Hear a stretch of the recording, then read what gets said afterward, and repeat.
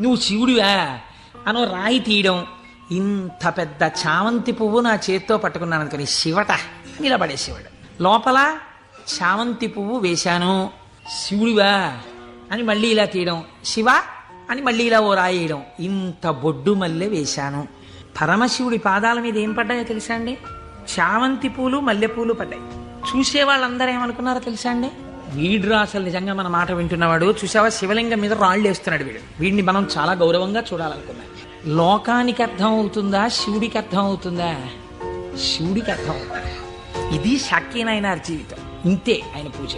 ఇది ఆర్తిలోంచి వచ్చిన పూజ.